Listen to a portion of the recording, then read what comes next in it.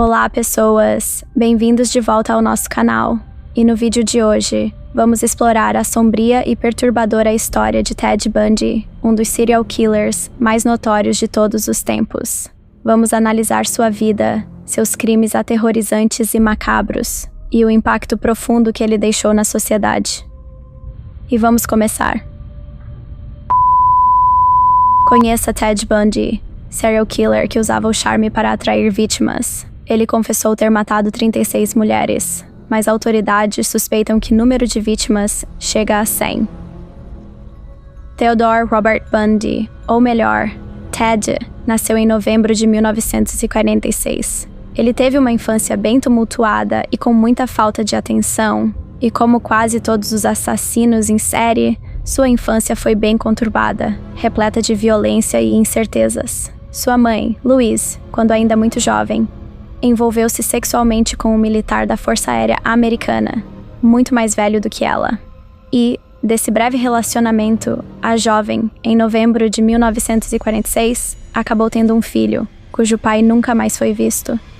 Eles moravam em uma cidade pequena, vizinhança pequena, e todo mundo se conhecia, a típica cidade que todo mundo sabe da vida de todo mundo. A família dele era conservadora.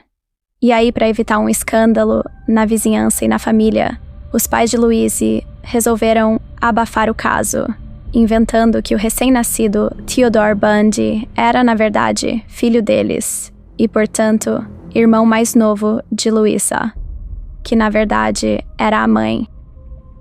Ele chegou a relatar que, na rua, nunca teve amigos, e dentro de casa a relação era estranha. Ele vivia com os avós, mas seu avô era violento e agredia a avó constantemente. Ocorria que os pais, ou seja, avós de Ted, não eram nada amistosos. O jovem praticamente criou-se, assistindo o seu avô, espancando a sua avó inúmeras vezes. Agressões físicas e verbais faziam parte da rotina familiar. Visando evadir-se desse contexto truculento, Louise, pouco tempo depois, casou-se com John Culpepper Bundy, mudando-se para uma outra cidade e levando junto com o casal o seu então filho biológico Ted, que na época já contava com 5 anos de idade. Não faltaram esforços por parte do padrasto de Bundy para tentar aproximar-se do menino, mas todo o seu empenho foi inútil. Acontecia que Ted não aceitava o fato de ter sido separado dos seus pais para viver com a sua irmã. Deve-se enfatizar que sequer passava pela cabeça dele que o seu pai afetivo, ou seja, seu avô, seria, na verdade, o seu avô, e que não era seu pai biológico, pois ele não sabia da real história, e a ele não contaram que sua então irmã era, na verdade, sua mãe biológica, e por isso toda a sua incompreensão. E o pior é que neste mesmo ano, veio à tona o tão guardado segredo que sua família tanto se empenhou a esconder, que os seus pais de criação eram na verdade seus avós, e a sua irmã tratava-se de ninguém mais, ninguém menos que sua própria mãe. A notícia, então, chegou como açoite a Ted, que a partir desse momento virou uma pessoa muito mais fria e obcecada em manter o controle de absolutamente tudo em sua vida.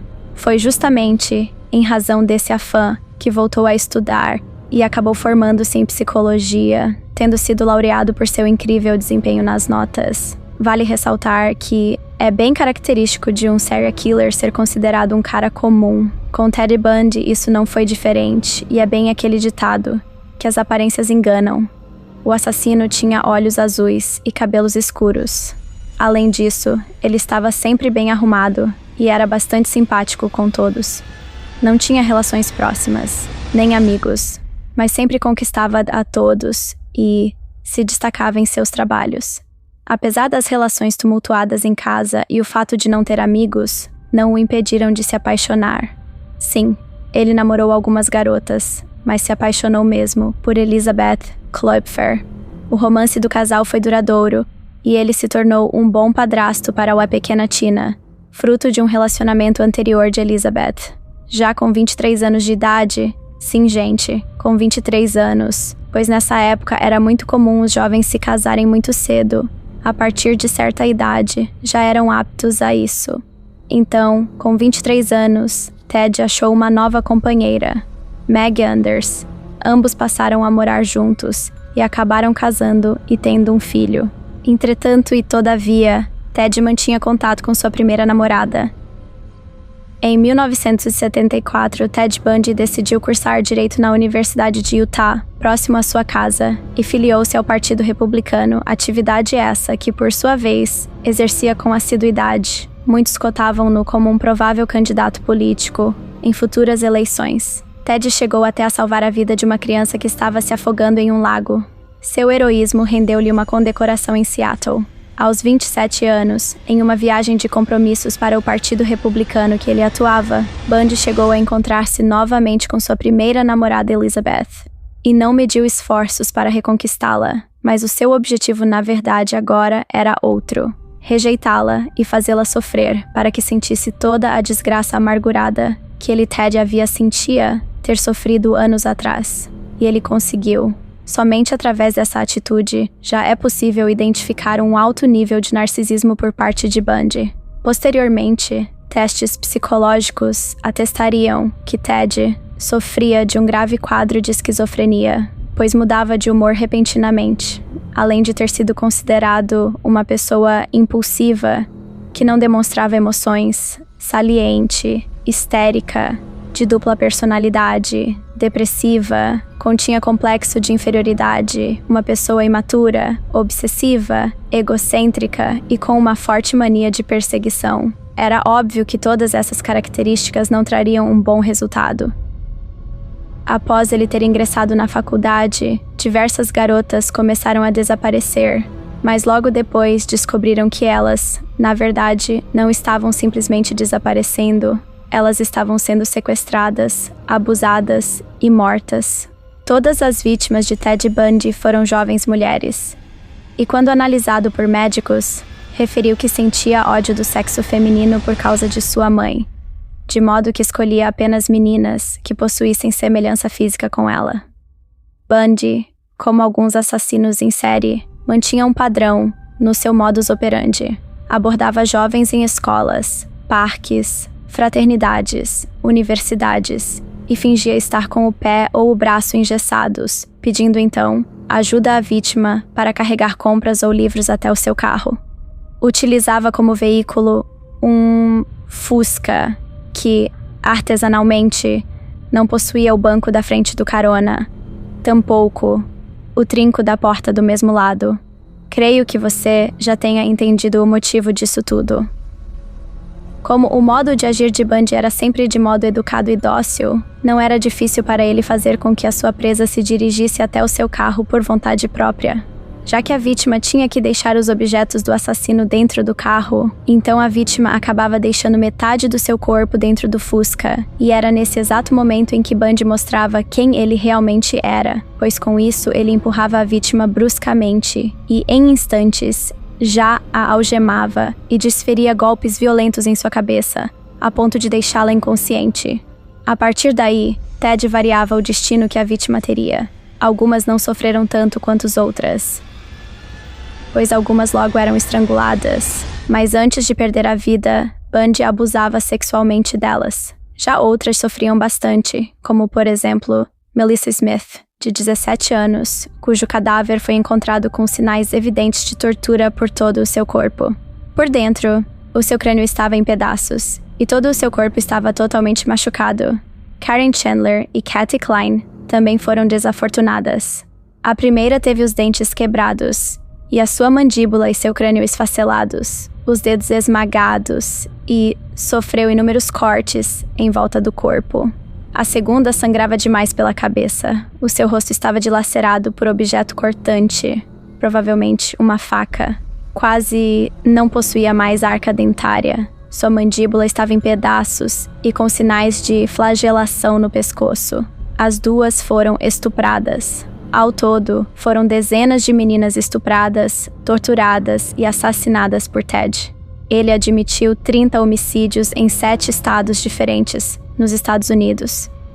Entretanto, estima-se que esse número deva ser bem maior que isso, dados os numerosos casos com autoria não comprovada, e que de alguma forma haviam semelhanças no estado em como eram encontrados os corpos de jovens encontradas sem vida e vitimadas pelo mesmo modus operandi empregado por Bundy. Os seus crimes começaram a ser desvendados com Carol Da'Hondt. Após uma tentativa de Ted de fazer uma nova vítima, ele topou o caminho de Carol e tentou atacá-la, porém ela lutou avidamente por sua vida e entrou em luta corporal com ele. Por fim, ela conseguiu escapar de Ted. Após conseguir escapar, Carol conseguiu chamar a polícia e descreveu as características físicas do homem, assim como do Volkswagen que ele dirigia. A polícia de Washington identificou restos mortais em uma floresta. Após várias investigações e análises, a polícia descobriu que todos eram das mulheres que estavam desaparecidas. Desde então, todas as evidências e descrições chegavam exatamente a Ted Bundy, e daí ele passou a ser procurado pela polícia. Mas apenas em agosto de 1975, ele foi preso acidentalmente pela polícia. Ou seja, apesar de toda a polícia estar atrás de Ted Bundy, ele foi preso de forma acidental em uma fiscalização de rotina. A polícia de Utah havia avistado um Fusca Volkswagen suspeito por estar com os faróis apagados e não obedecer a ordem de parar. Ele fugiu e a polícia o perseguiu. Quando a polícia alcançou Ted, revistaram o carro e encontraram no interior alguns itens que a polícia achou muito estranhos, como por exemplo, algemas, picador de gelo, máscara de esqui, pé de cabra e meia calça com buracos. Inicialmente, ele foi preso por suspeita de roubo. Quando descobriram que ele era um dos caras mais procurados do Search Nile, a polícia logo chamou Carol Da'Hondt para fazer o reconhecimento. Carol confirmou as suspeitas e ele foi preso por tentativa de sequestro. Enquanto ele estava na prisão, a polícia rapidamente começou a reunir todas as provas para acusá-lo também do primeiro homicídio no Colorado. Esse seria de Karen Campbell, de 23 anos. Da prisão de Utah, ele foi transferido para o condado de Garfield, no Colorado. Foi nessa oportunidade que ele preparava sua própria defesa e planos de fuga. Primeira fuga. O julgamento de Ted Bundy começou no tribunal de Pitkin, em Aspen, no Colorado. Ele aproveitava as horas na prisão para praticar atividades e manter o porte físico. Até então, ninguém sabia que na verdade ele era praticando atividades de resistência para pôr seus planos de fuga em prática. Ele estava planejando a primeira fuga, que muito exigiria dele ter boas condições para aguentar tudo que enfrentaria pela frente, de acordo com toda a rota traçada por ele, para escapar e se manter fora do radar. Em junho de 1977, ele estava sozinho na biblioteca e aproveitou para colocar o plano de fuga em ação. Ele pulou da janela no segundo andar e seguiu em direção às montanhas de Aspen. Para se esconder e não ser novamente capturado, ele se abrigou em uma cabana na floresta e passou fome e frio. Mas não demorou muito para ser capturado. Então, com 6 dias de fuga e sem ter como sobreviver, ele voltou a Aspen com 11 quilos a menos, mas o sorriso simpático e galanteador nunca deixou de aparecer diante as câmeras. Nova prisão, nova fuga. Agora que já colocamos tudo em contexto e a parte de todo o ocorrido do caso, nós agora vamos voltar à história que iniciamos no início do vídeo. Novamente na prisão, ele planejava com muito mais cuidado a segunda fuga. Afinal, dessa vez ele não queria voltar. Na noite do dia 30 de dezembro de 2020, ele aproveitou as preparações dos festejos de fim de ano e escala reduzida de funcionários na prisão para colocar em prática a segunda fuga. À noite, no momento do jantar, ele não fez a refeição. Na cama, colocou também uma pilha de livros e o cobertor por cima para simular o seu corpo. A fuga dele só foi percebida horas depois, no dia seguinte. Ele vestiu um dos uniformes dos guardas e saiu pela porta da frente da prisão de Garfield. Por incrível que pareça, ele percorreu mais de 2.000 quilômetros e chegou à Flórida para colocar em prática os novos crimes. Agora, sim, ele estava preparado para chocar ainda mais o país. Na Flórida, ele não esperou muitos dias após a sua fuga para começar os próximos crimes. ao passo que, em 14 de janeiro de 1978, ele invadiu a casa de fraternidade Chi Omega, na Universidade da Flórida. Matou 2 estudantes e feriu outras 2, Karen Chandler e Kate Kleiner. Elas ficaram tão gravemente feridas que não conseguiram reconhecer Ted Bundy. Após o crime na casa de fraternidade, ele ainda queria cometer outro crime, mas desistiu por medo de ser capturado. Morte de Kimberly Leach e nova prisão. Ainda na Flórida, Ted Bundy cometeu novos assassinatos. Contudo, dessa vez, a vítima foi a pequena Kimberly Leach, de 12 anos. Mas você deve estar se perguntando como Ted sobrevivia, não é mesmo? Ele roubava carros e cartões de crédito. Além do mais, utilizava identidade falsa para se tornar irreconhecível. Uma semana após o crime contra Kimberly, Ted é preso por dirigir um dos veículos roubados. Ao todo, ele ficou 46 dias em liberdade, mas foram as vítimas da Flórida que conseguiram condená-lo. Os julgamentos. Nos julgamentos, era ele mesmo quem fazia suas defesas, e ele era tão confiante que conseguiria a sua própria liberdade, que assim mesmo recusou os acordos oferecidos pela justiça. Até nos julgamentos, Ted era sedutor e muito teatral. Assim, ele usava dos mesmos artifícios para convencer os júris e a população de que ele era inocente. Ted Bundy foi conduzido a julgamento pela primeira vez em junho de 1979, em Miami, em virtude dos crimes cometidos na fraternidade Chi Omega, na Universidade Estadual da Flórida. O Anjo da Morte não fez questão de ter um advogado e decidiu se defender sozinho. Estava completamente confiante de que conseguiria convencer o júri de sua inocência, mas o tiro saiu pela culatra. Nina Heary, testemunha de acusação, reconheceu Bundy como sendo o homem armado, com um pedaço de pau, que descia as escadas da fraternidade. Somado ao reconhecimento de Nina, a tese defensiva foi ainda mais enfraquecida com o depoimento do odontologista Dr. Richard Suviron, que descreveu as marcas de mordidas encontradas no corpo de Lisa Levy e apresentou fotografias retiradas na noite do homicídio. As imagens foram comparadas com os moldes odontológicos de Bundy e combinaram perfeitamente. A prova técnica conectava o réu aos crimes imputados. O veredicto ocorreu em 23 de julho de 1979. Após quase 7 horas de deliberação, o júri considerou Ted Bundy culpado de todas as acusações. Foi considerado também culpado dos ataques contra Kate Kleiner e Karen Chandler. O Anjo da Morte ouviu o resultado sem expressar qualquer sinal de emoção. Foi sentenciado à pena de morte. Em Orlando, Ted Bundy foi julgado pela segunda vez em 7 de janeiro de 1980 pelo assassinato de Kimberly Leach. Para evitar o erro anterior, optou por ser representado por uma dupla de advogados. A tese defensiva consistiu em provar a insanidade do acusado. Mesmo com todos os esforços da defesa, a acusação apresentou 65 testemunhas que conectavam Bundy à vítima no dia do desaparecimento. O Anjo da Morte foi mais uma vez considerado culpado e sentenciado à morte, à prisão. Com 2 sentenças de morte lavradas e uma terceira que sobreveio posteriormente, Ted Bundy foi encaminhado para o corredor da morte da prisão estadual da Flórida, onde permaneceu por quase uma década. Durante o período em que ficou preso, concedeu algumas entrevistas para jornalistas.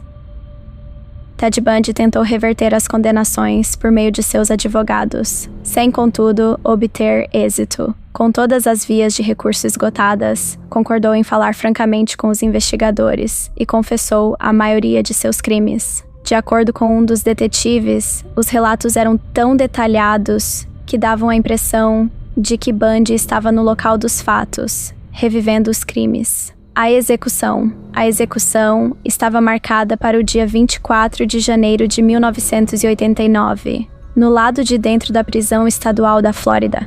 Bundy fazia sua última refeição: filé, ovos, purê de batata e café. No lado de fora, aproximadamente 2.000 pessoas cantavam, dançavam e soltavam fogos de artifício, aguardando ansiosamente a execução. Em placas, cartazes e camisetas eram vistas frases como Fry, Bundy, Fry e Barbecue Churrasco de Ted.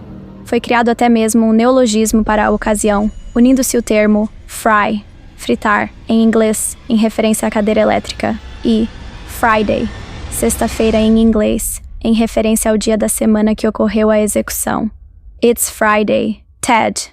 As últimas palavras de Ted Bundy foram direcionadas à sua mãe, desculpando-se pela dor causada. Era o fim do anjo da morte. Bundy era um misógino e vitimou diversas mulheres ao longo de sua vida. Por ironia do destino, talvez, foi uma mulher quem acionou a cadeira elétrica que deu fim à sua vida.